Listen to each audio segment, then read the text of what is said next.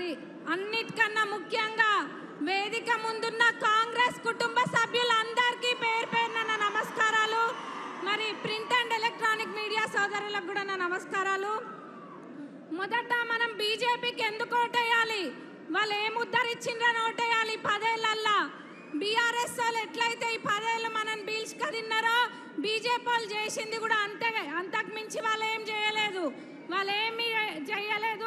ఎందుకు వేయాలి మనం?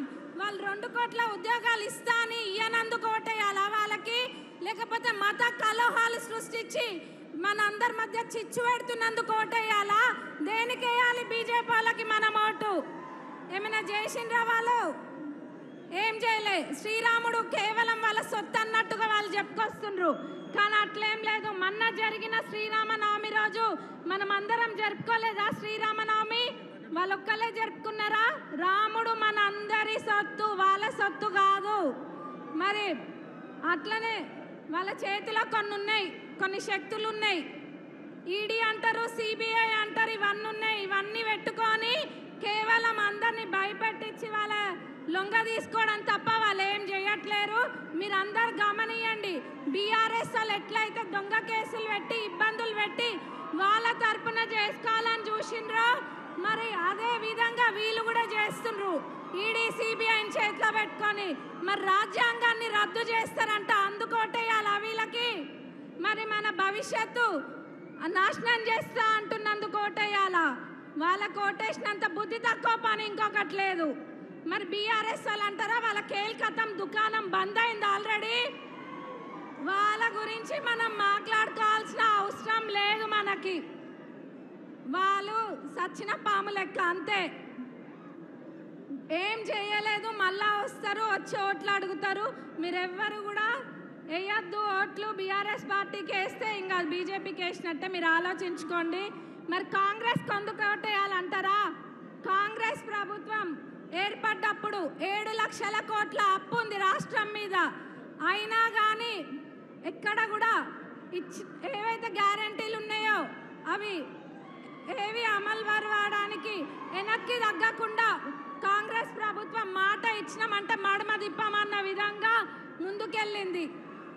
ముఖ్యమంత్రి గారు ప్రమాణ స్వీకారం చేసిన తర్వాత ఎంబటే మహిళలకి ఉచిత బస్సు ప్రయాణం అని చెప్పి అది మొదట పథకం అమలు పరిచింది. అట్లనే వేరేవన్నీ కూడా అమలు పరవడం జరిగింది.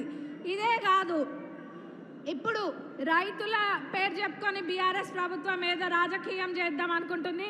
కానీ రైతులు ఎవరు పిచ్చోళ్ళు కాదు. వాళ్ళు ఎవరికి గతంలో పంటలు ఎండిపోతే నష్టపరిహారం ఏవి చెల్లించకుండా ఇప్పుడు వచ్చి ఏదో చేస్తామని చెప్తుండ్రు. అవి ఎవరు నమ్మద్దు, దయచేసి వాళ్ళకు ఓటేయద్దు. 4 నెలల మా పాలనని వాళ్ళు తప్పు పడుతుండ్రు. 10 ఏళ్ళు వాళ్ళు ఏం చేసిండ్రు? వాళ్ళు ఏం చేయలే. కానీ మా ప్రభుత్వం అన్నీ ఇప్పటికే చాలా పథకాలు అమలు పరిచింది. మరి ఆగస్టు 15వ తారీఖు వరకు రేవంత్ అన్న చెప్పిండ్రు, రుణమాఫీ కూడా చేస్తారు.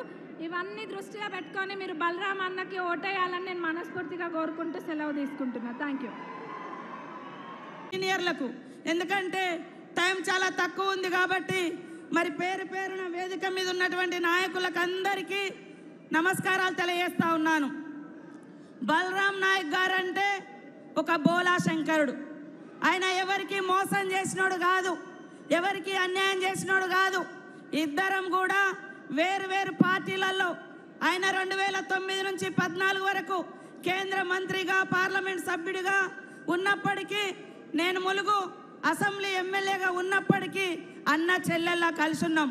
కాబట్టి ఇక్కడికి వచ్చినటువంటి సోదరులందరికీ కూడా ఏమైనా అపోహలున్నా అనుమానాలున్నా ఎవరైనా ఒకరి మీద ఒకరు చెప్పినా అవన్నీ పక్కకు పెట్టి మన మాజీ మంత్రిని గెలిపిస్తే తప్పకుండా బలరామన్న మళ్ళీ కేంద్ర మంత్రిగా ఈ పార్లమెంట్ నుంచి ఉంటాడు అని ఈ సందర్భంగా తెలియజేస్తా ఉన్నాను.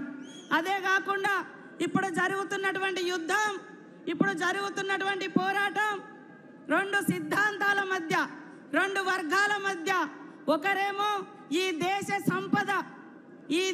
సంపద దోచుకొని తన దోస్తులకు దోచిపెడుతున్నటువంటి, గాంధీని చంపినటువంటి, ఈ దేశానికి స్వతంత్రం తెచ్చినటువంటి గాంధీని చంపినటువంటి గాడ్సే సిద్ధాంతం అనుసరిస్తున్నటువంటి బీజేపీకి బీజేపీకి నాయకత్వం వహిస్తున్నటువంటి మోడీ గారికి, ఒకరేమో ఈ దేశం కోసం ప్రాణాలు అర్పించినటువంటి గాంధీ సిద్ధాంతాన్ని, ప్రేమను, అహింసను అనుసరిస్తూ పేదల కోసం మరి అసమాన పోరాట యోధుడిగా తయారై ఈరోజు కన్యాకుమారి నుంచి కాశ్మీర్ వరకు ప్రజల కష్టాలన్నీ తెలుసుకొని నఫరత్ కే దుకాన్ మే మొహబ్బత్ కే, నఫరత్ కే బాజార్ మే మరి మొహబ్బత్ కే దుకాన్ కోల్ గయే అనేటువంటి మన రాహుల్ గాంధీ నాయకత్వం వహిస్తున్నటువంటి గాంధీ సిద్ధాంతానికి మధ్య జరుగుతున్నటువంటి పోరాటం.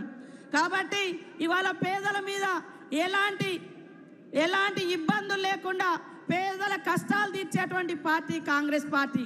మీరు ఒక్కసారి ఆలోచించండి, ఈ 10 సంవత్సరాల కాలంలో, మోడీ గారి కాలంలో మీకు గల్లీకి ఒక ఇల్లు వచ్చిందా? గల్లీకి ఒక రోడ్ వచ్చిందా? ఊరికొక ఉద్యోగం వచ్చిందా? జిల్లాకు ఒక ఉద్యోగం వచ్చిందా? బీజేపీ ఏమి ఇచ్చింది అని ఆలోచించండి. బీజేపీ ఏమి ఇచ్చింది? ఏమి ఇవ్వలే. విద్వేషాలు తీసుకొచ్చిర్రు, రెచ్చగొట్టిరు, కొట్లాటలు పెట్టిర్రు, అంతే తప్ప ఉద్యోగాలు ఇవ్వలే, నిధులు ఇవ్వలే. పైనుంచి జిఎస్టీ అనేది తీసుకొచ్చి దేశవ్యాప్తంగా పేదల మీద, ప్రజలు కట్టుకునే బట్టల మీద 12%, విద్య మీద 18%.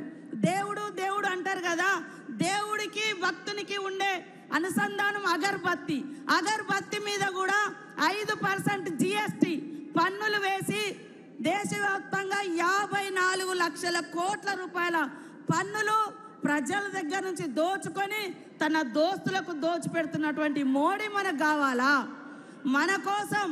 మన కోసం ఈ దేశం స్వాతంత్రం కోసం పోరాడి త్యాగాల కుటుంబం, ఆనాడు నెహ్రూ గారు 12 సంవత్సరాలు జైలు జీవితం అనుభవించిండు.